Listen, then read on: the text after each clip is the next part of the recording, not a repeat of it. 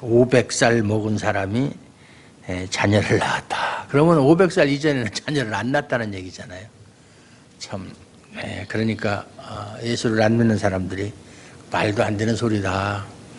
요즘 세상에 100년 살기도 어려운데 1000년 가까이 산다는 게 말이 되느냐. 소설이다. 이렇게 주장할 만도 해요. 믿음의 눈으로 보지 않으면 다 우리가 받아들일 게 없죠. 지난 시간에 설교 제목이 뭐였죠?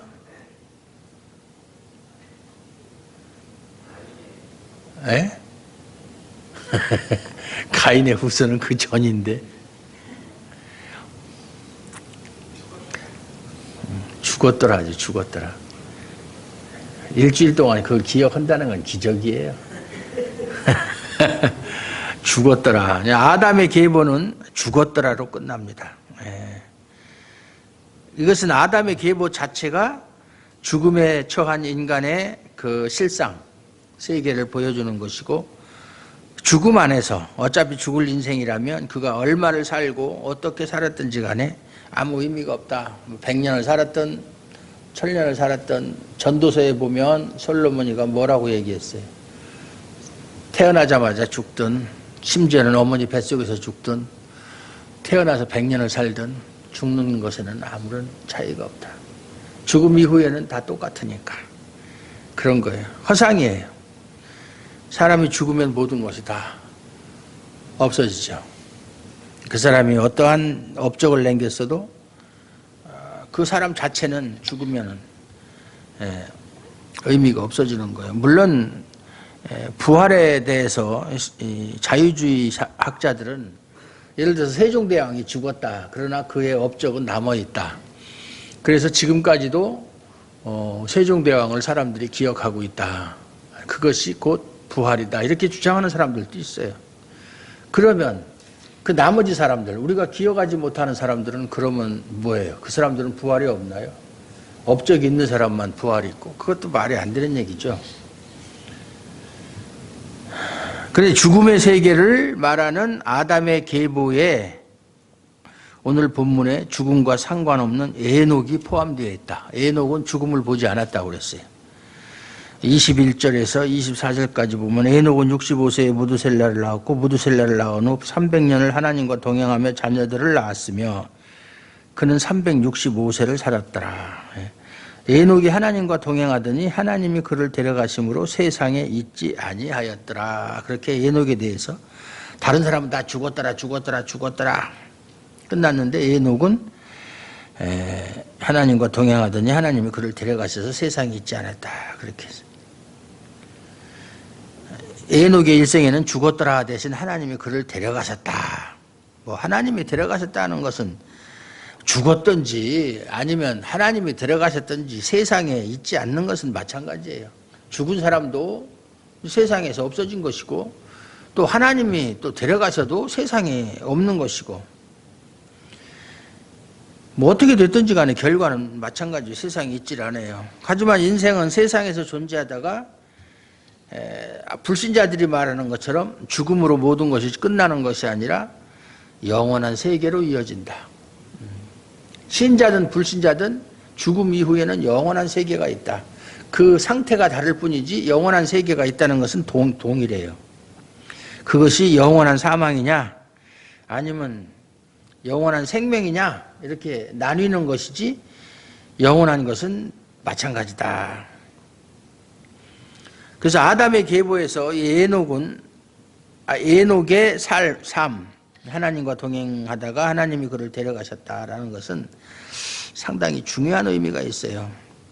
왜냐하면 에녹을 통해서 사망이 아닌 생명의 길이 무엇인가 하는 것을 알 수 있기 때문이다. 인생은 다 죽어야 될 존재로 태어났지만 그렇다고 해서 모든 사람이 다 죽는 건 아니다. 그 중에 죽지 않고 생명을 얻을 수 있는 존재가 있다. 그것을 보여준 것이 에녹이 그 모델로 우리에게 보여주는 거예요.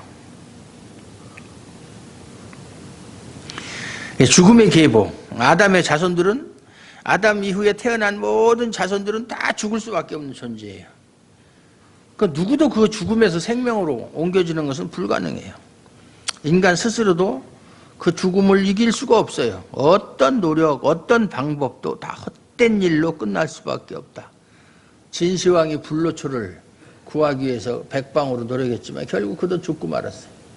인간의 노력으로 생명을 조금 연장시킬 수 있을지는 모르지만 인간들의 생각에 결국 죽음으로 끝나게 되어 있어요. 세상 사람들은 죽음은 자연적인 현상이다. 사람뿐만 아니라 모든 동식물 태어나면 다 시간이 흐르면 죽음으로 종말을 맞이하게 된다. 자연적인 현상이다. 사람보다는 또 뭐 거북이 같은 거 뭐 몇백 년을 살고, 식물은 더하죠. 뭐 천년 묵은 나무도 있고 그것을 막 천연 기념물로 정하고, 또 벼슬도 받고. 나무가 벼슬 받은 게 있죠. 어떤 벼슬 받았어요? 저 속리산에 있는 그 소나무, 또 양평 용문산에 있는 은행나무, 그게 정삼품인가? 그게 1000년이 넘었대요. 6.25를 거치고 그렇게 수많은 그 시련을 겪었는데도 국난을 겪었지만 그 은행나무만큼은 그대로 보존이 됐다는 거예요. 뭐 총알이야 맞았는지 모르겠지만 그렇게 오래 살아요. 언젠간 죽겠죠. 그렇다고 해서 그 나무가 1000년 말년 그렇게 살 수는 없잖아요. 이 죽음이라고 하는 것이 동물이나 사람이나 식물이나 다, 동식물은 사람의 죄에 영향을 받아서 그런 것이고, 땅이 저주를 받았으니까 땅에 사는 존재들은 다 죽을 수밖에 없어요. 그것이 결국은 아담의 죄로 말미암은 것이다. 우리가 죽는 것도 죄 때문에 죽는 것이다. 뭐 나이가 먹어서 뭐 신체가 약해지고 세포가 죽고 이런 것이 아니라 결국 그 원인이 죄다. 죄. 그걸 알아야 돼요. 우리가 죽는 게 죄다. 병드는 것도 마찬가지고, 늙는 것도 마찬가지고, 다 그 죄 때문에 그런 거예요. 그래서 기독교는 죄로부터 시작하는 거예요. 죄로부터. 인간은 죄인이다. 모든 사람이 죄를 범하여 하나님의 영광에 이르지 못하더니, 하나님의 의가 나타나서 우리에게 영원한 의로 그리스도를 주신 것이 하나님의 방법이에요. 그런데 다른 종교에서는 그렇게 생각하지 않아요. 불교만 해도 인간의 죽고 그러는 것은 무지 때문이다. 무지. 그래서 그 무지를 벗어나는 것이 해탈인데, 해탈을 하면 사람은 죽지 않는다. 그러면 그렇게 해탈한 석가모니는 안 죽었나요? 석가모니도 죽어서 석가모니 무덤도 있어요. 예수의 무덤은 없어도 석가모니의 무덤은, 물론 예수님도 잠깐 사흘 동안 있던 무덤은 있지만 영원한 무덤은 아니에요. 석가모니는 무덤이 있어요. 그대로 죽었다는 얘기예요. 그걸로 끝났다는 얘기예요. 그래서 그 법정 스님도 그랬어요. 불교를 믿는 사람이 부처, 석가모니죠. 부처는 먼저 깨달은 사람이란 뜻인데, 부처를 믿으면 우상 숭배하는 것이다. 우리는 그의 가르침을 따르는 것이, 그 사람 자체를 우리가 믿는 것은 아니다. 그건 신앙의 대상이 아니다. 그렇게 이야기를 했어요. 이게 맞는 얘기예요.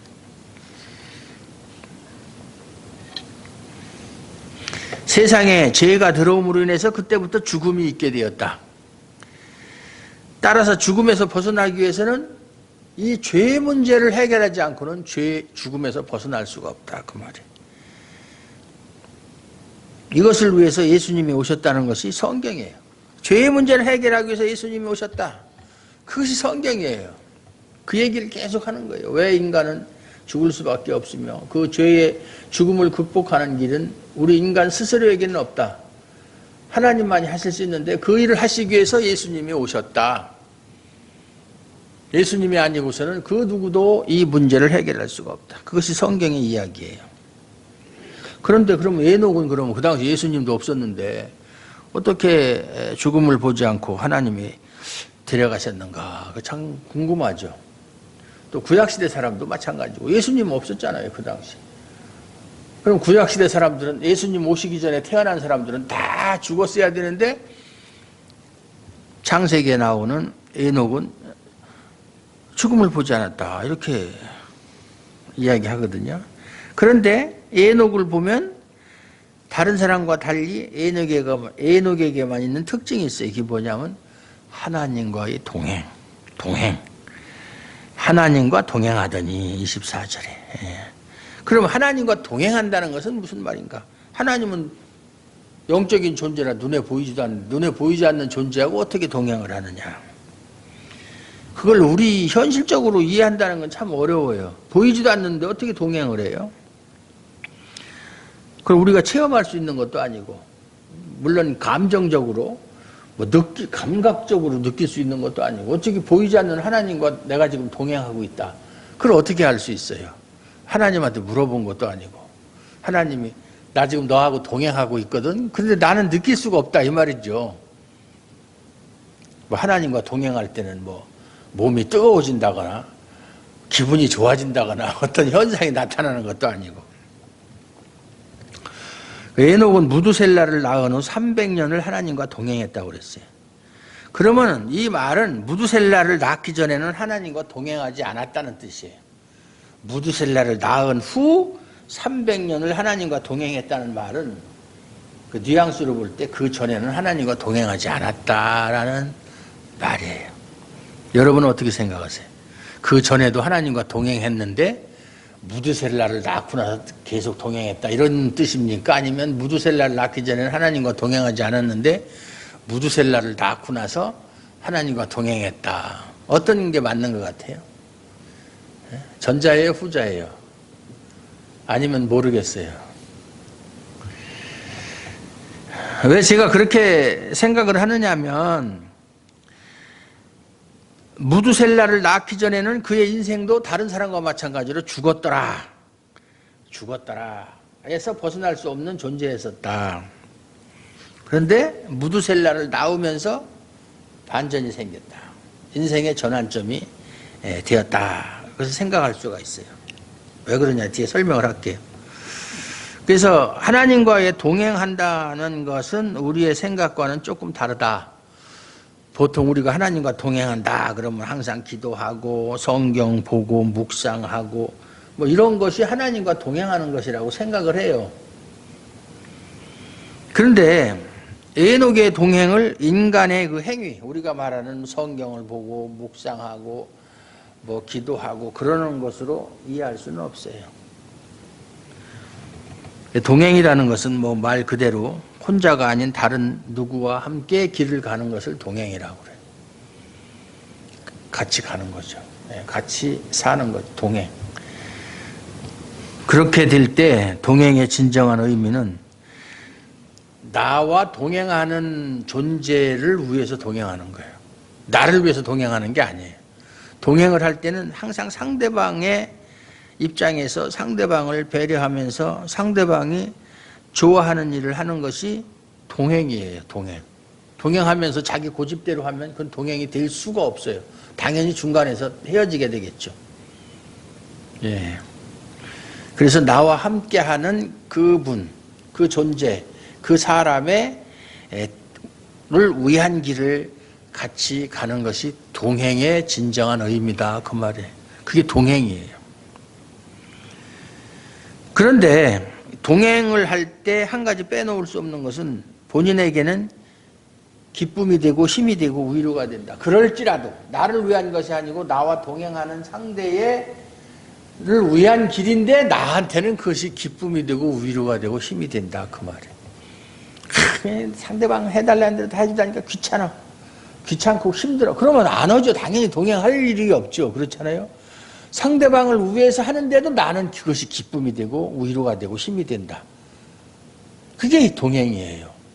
여러분 누가 자기가 싫은 얼굴 쳐다보기도 싫고 같이 있기도 싫은 사람이 동행하자면 동행할 사람이 누가 있어요? 그 사람하고 같이 있으면 괴로운데 생각만 해도 지겨운데 생각만 해도 닭살 돋는데 안 하겠죠. 그래서 그런 기쁨이 없다면 동행의 의미가 될 수 없다. 그래서 하나님과 동행을 한다라고 하는 것은 하나님이 하나님 저하고 동행해 주십시오 이렇게 해서 동행하는 것이 아니라 하나님이 나를 동행하기로 하나님이 나를 청해 주신 거예요. 하나님이 나를 동행자로 삼아 주신 거예요. 그걸 아셔야 돼요. 예. 그걸 생각하면 얼마나 기뻐요. 예를 들어서 아주 지체가 높은 사람이 자기와 동행하자 그러면 얼마나 영광이에요. 그런데 그런 사람도 아니고 천지를 창조하신 하나님이 나하고 동행하자 그러면 그것이 얼마나 기쁨과 힘과 위로가 되겠는가를 생각해 볼 필요가 있어요. 하나님이 나를 동행자로 삼으셨다. 나와 동행하기를 원하신다. 얼마나 이거보다 더 기쁜 일이 없죠. 공무원들이 말단 공무원, 9급 공무원이 저 높은 장관이 누가 좀 오라고 그러면 얼마나 기분이 좋겠어요? 높은 사람이 오라고 그러면 뭐 나쁜 일은 아니잖아요. 오라고 그러면 어떤 중요한 일을 맡기거나 뭔가 좋은 일이 있으니까 오라고 그러겠죠. 뭐 진급을 시켜준다거나 보직을 아주 좋은 보직을 준다든가. 그런데 하나님이 우리의 동행자가 되어주셨다.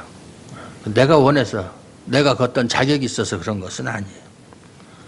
그러니까 기쁠 수밖에 없어요. 만약에 하나님과 동행하면서 기쁘지 않고 그것이 위로와 힘이 되지 못한다면 결국 하나님이 아닌 다른 것에서 기쁨과 위로와 힘을 얻으려고 하겠죠. 하나님한테는 그걸 얻지 못하면 결국 인간은 다른 것에서부터 그걸 찾으려고 할 것이다. 그래서 신자가 하나님과 동행하는지 안 하는지 알 수 있으면 그 사람은 하나님으로부터 기쁨과 위로와 힘을 받고 살아가느냐 아니면 하나님 아닌 다른 것으로부터 기쁨과 위로와 힘을 받고 살아가느냐 그걸 보면 그 사람이 하나님과 동행하는지 안 하는지 알 수 있다 그 말이에요. 논리적으로.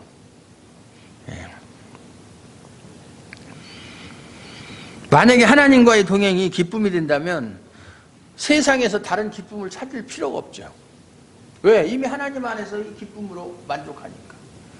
하나님 안에서 기쁨과 위로와 힘을 얻고 사는 사람은 세상에서 그걸 찾으려고 하지 않아요. 그렇죠? 왜냐하면 세상은 그 자체가 어둠이에요. 어둠. 캄캄한 어둠. 암흑이에요. 성경에서 출애굽기에도 보면 10가지 재앙 중에 9번째 재앙이 흑암 재앙이거든요. 그 마지막이 이제 장자의 죽음인데 어둠.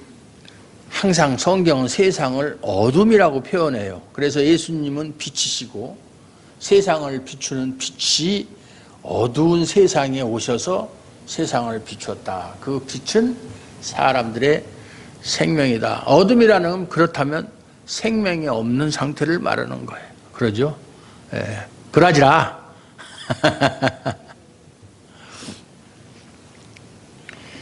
오늘 한 9명째 올 줄 알았더니 그래도 진현이도 오고 우리 정종훈 집사님 가족도 오고 예상 밖으로 생각보다 많이 오셨네. 오늘 어디 가신다고 안 했어요? 어디 시집인가 친정에 간다고 안 했어요? 강 집사님? 안 했어요? 그럼 누가 잘못 들었나?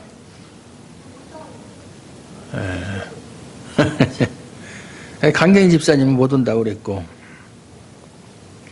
어둠의 상태에서 빛이 오신 것은 빛이 얼마나 소중한지 예수님이 오시기 전에 사람들이 빛에 대해서 알지를 못했어요. 뭐 빛이 물리적인 빛을 말하는 게 아니고 생명의 빛에 대해서는 전혀 알지를 못했어요. 그냥 사람은 태어나서 살다가 죽는구나 이렇게 생각했어요. 그래서 어둠이 있어야 빛의 소중함과 그 가치를 알 수 있다. 옛날에 지금은 그런 일이 별로 없고 만약에 제가 사는 동네도 무슨 전기공사다 뭐 점검한다 해서 정전이 되려면 미리 사전에 방송을 하고 그렇게 하거든요. 해봐야 정전 돼봐야 왜냐하면 오래 하지 않아요. 몇 시간. 왜냐하면 냉장고에 있는 음식들이 다 상하니까 길어야 3시간. 밤에 뭐 TV를 보다가 정전이 되거나 그런 경우 없어요. 뭐 인터넷을 하는데 정전이 된다든지 바둑을 두고 있는데 다 이겼는데 정전이 된다든지 그러면 싹 부셔버리고 싶어요. 그렇게 돼서 5분 지나면 무조건 지게 되어 있거든요. 자동패. 뭐 단전 단수 다 사전에 공지를 한다 이 말이죠. 근데 옛날에는 그런 게 없었어요. 밥 먹다가도 전기가 나가고 TV 보다가도 전기가 나가고 그런 일이 뭐 비일비재했어요. 그래서 저기 뭐야 저 TV 보다가 전기 나가면 아이 촛불 켜놓고 보면 되지 그런 얘기도 많이들 했어요. 그러니까 전기가 나가기 전에는 정전이 되기 전에는 그 전기불의 소중함을 못 느꼈어요. 그러다가 정전이 돼서 캄캄하게 되면 그때서야 그 전기불의 소중함을 느꼈던 것처럼 어둠이 있어야 빛의 소중함을 알 수가 있다 그 말이에요. 네. 어둠이 있어야. 그래서 우리가 고난을 당해봐야 고난을 통과한 후에 그 보람, 기쁨 그걸 느낄 수 있는 것처럼 자 온상에서 온실에서 자란 꽃처럼 그냥 바람 한 번 맞지 않고 비 한 번 맞지 않고 그냥 쭉 이렇게 한 인생은 고마움을 몰라요. 남을 사랑할 줄도 모르고. 그래서 빛이 옴으로 인해서 어둠은 사라질 수밖에 없고 결국 사람들은 빛을 모르는 사람은 그 사라질 어둠의 소망을 두고 살아간다. 그런데 하나님과 동행하는 사람은 빛을 보게 되었고 이 빛이 정말 어떠한 빛인지를 알아보게 되고 비록 어둠에 살고 있지만 빛을 바라보는 것이 이 세상, 어둠에 있다는 것은 세상에서 살고 있지만 그래도 빛을 바라보는 것이 그것이 동행이다. 하나님과 동행하는 것이다. 우리는 지금 세상에 살고 있잖아요. 우리가 살고 있는 이 세상은 어둠의 세상이에요. 어둠의 세상에 살고 있지만 우리는 빛을 알아요. 빛의 가치를 알고 소중함을 알고 그래서 그 빛을 소망하며 살아가는 것이 빛을 아는 사람들이에요. 예. 다른 사람들은 그걸 몰라요. 그것이 동행이다. 이것이 에녹의 동행을 통해서 우리에게 알려주는 사실이에요. 에녹은 65세에 무두셀라를 낳아서 다른 사람은 500세에도 낳고 그랬는데 사람은 일찌감치 낳았어요. 65세. 아마 65세면 지금 한 20대쯤이나 됐나. 20대도 안 되는 것 같아. 뭐 1000년 가까이 사는 사람들이. 근데 에녹은 365세 살았으니까 비교적 다른 사람보다 일찍 무두셀라를 낳았습니다. 무두셀라를 낳고 300년을 하나님과 동행했다는 것을 보면 에녹이 하나님과 동행했다는 것은 무두셀라하고 상관이 있다, 관계가 있다라는 것을 알 수 있어요. 그냥 에녹은 하나님과 동행하더니 그렇게 쓰여 있지 않고 무두셀라를 낳고 나서 300년을 하나님과 동행했다. 왜 무두셀라의 출생을 여기다 기록을 했겠는가? 그것은 에녹이 하나님과 동행하게 된 계기가 무두셀라와 관계가 있다라고 하는 걸 보여주는 거예요. 에녹에 대해서는 신약 성경에도 있어요. 유다서 1장 14절 15절 유다서가 몇 장까지 있죠? 유다서 성경에 대해서 진짜 그렇게 모르기로 작정할 거예요. 유다서는 1장밖에 없죠. 하나밖에 1장밖에 없는 성경이 뭐가 있어요? 유다서 말고 또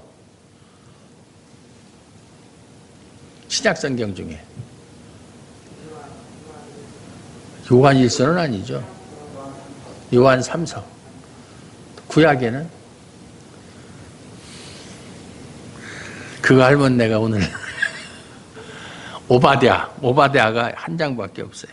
유다서, 오바댜, 요한 3서. 유다서에 보면 14, 15절을 보면 아담의 7대 손 에녹이 아담의 7대 손이에요. 이 사람들에 대하여도 예언하여 이르되 보라 주께서 그 수만의 거룩한 자와 함께 임하셨나니 이는 무사람을 심판하사 모든 경건하지 않은 자가 경건하지 않게 행한 모든 경건하지 않은 일과 참 말이 좀 이상하죠. 그러나 자세히 보면 이거 어려운 말이 아니에요.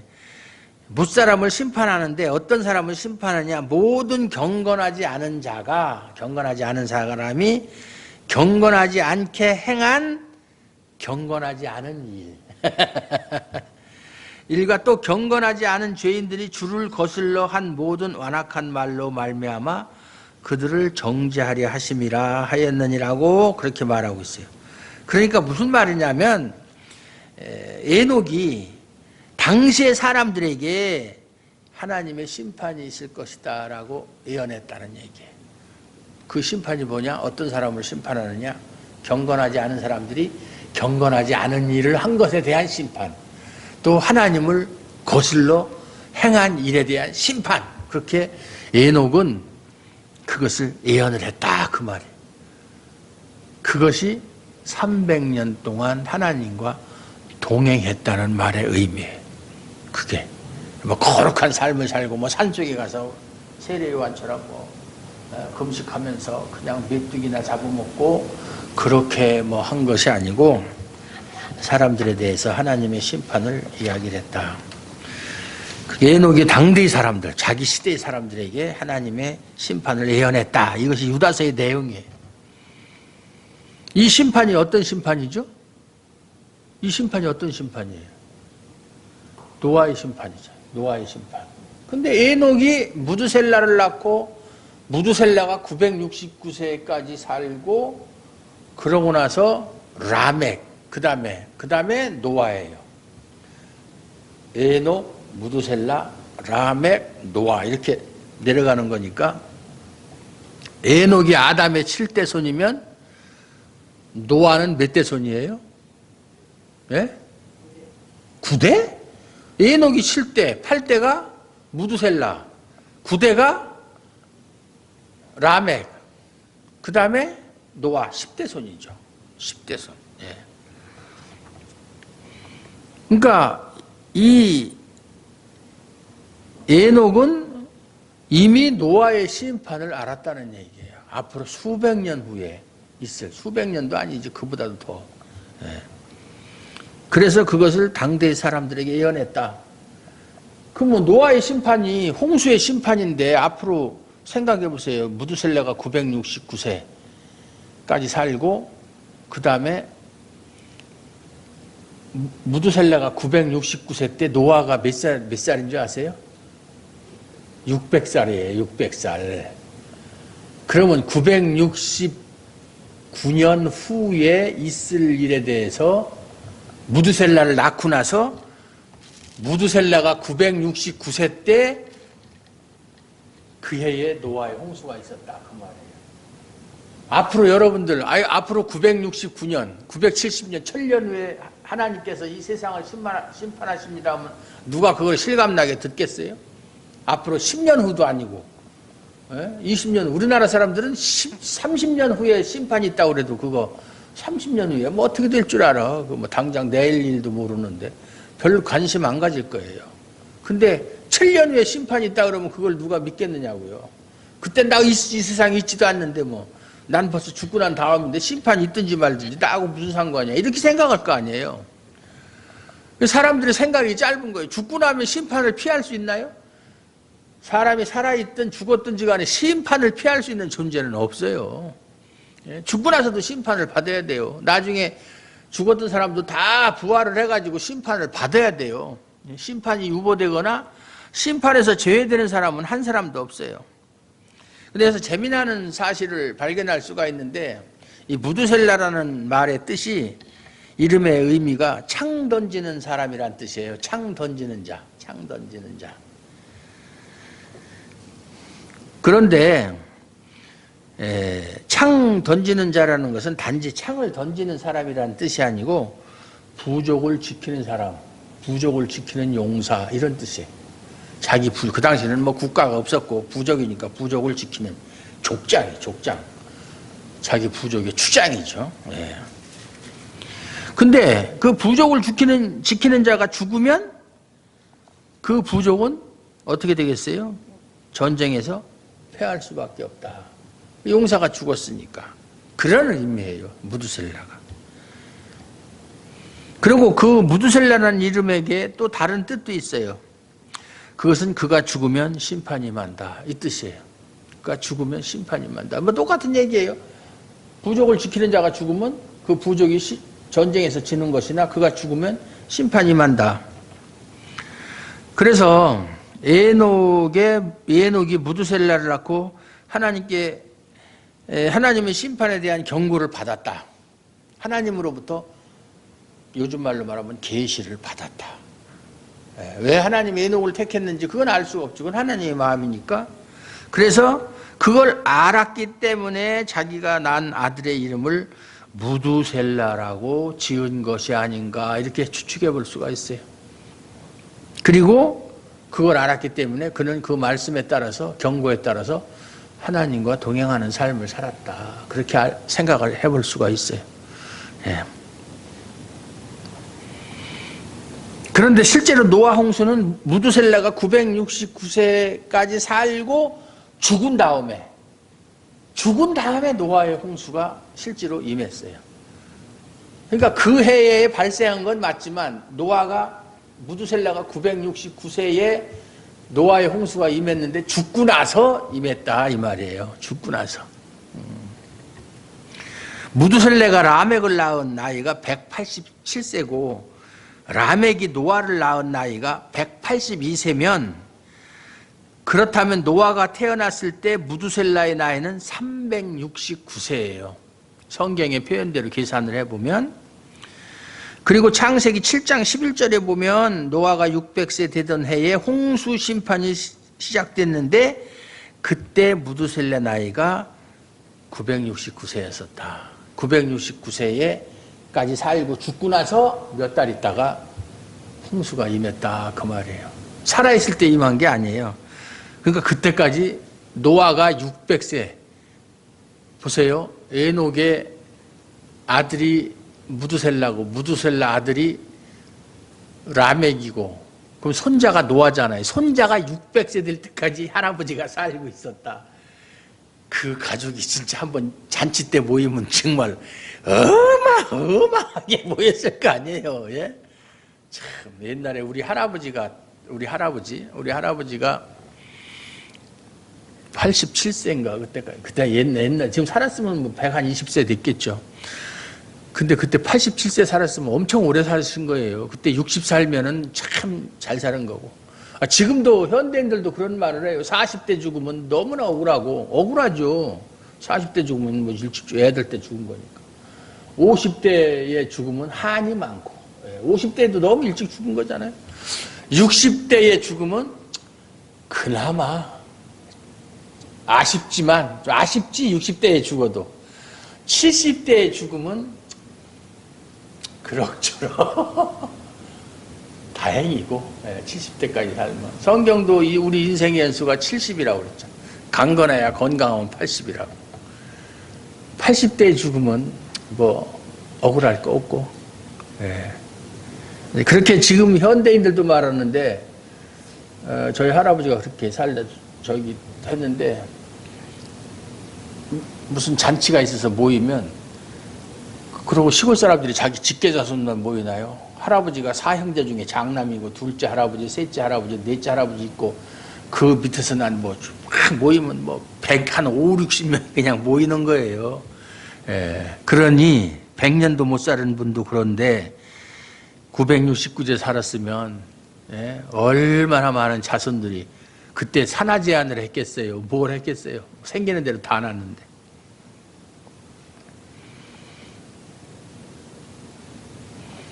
그의 이름의 의미, 그가 죽으면 심판이 임한다는 의미가 그대로 맞아떨어졌다 그 말이죠.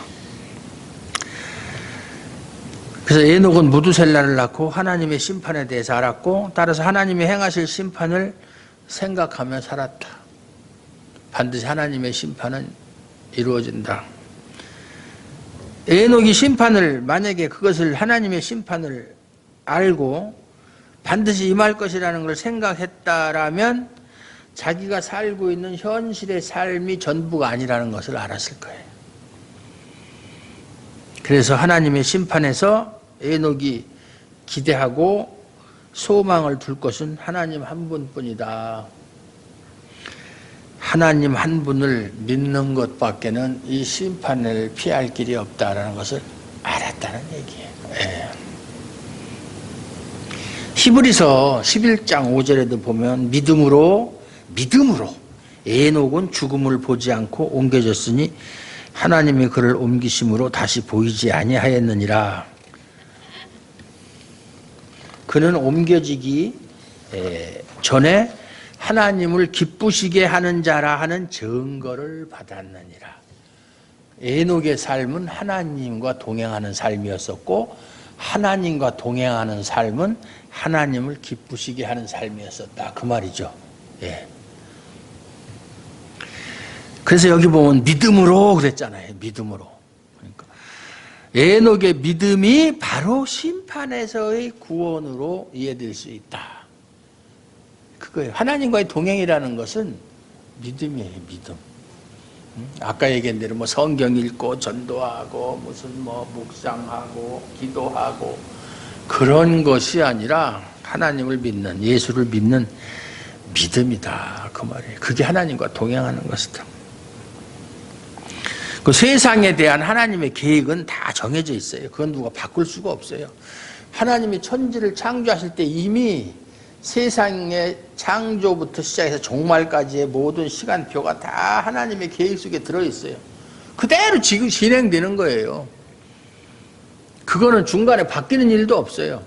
하나님, 처음에는 내가 이렇게 계획을 했지만 생각해 보니까 다른 방법을 택해야 되겠다. 그렇게 해서 그걸 변경하시거나 연장하시거나 단축하거나 그런 일은 결코 없다 이 말이죠. 천지를 창조하시기 전부터 예수님을 통해서 구원을 하시겠다는 것이 하나님의 계획이에요. 그걸 이제 전택설이라고 그러는데 그것이 결국은 심판을 향해서 하나님 천지 창조, 그 안에 인간의 창조, 인간의 타락, 그 다음에 인간의 구속을 위한 심판, 이것이 하나님의 역사의 흐름이에요. 구속사의 흐름. 심판으로 모든 것이 끝나는 거예요. 심판. 그러니까 심판이라는 것이 세상에 확정된 하나님의 이름을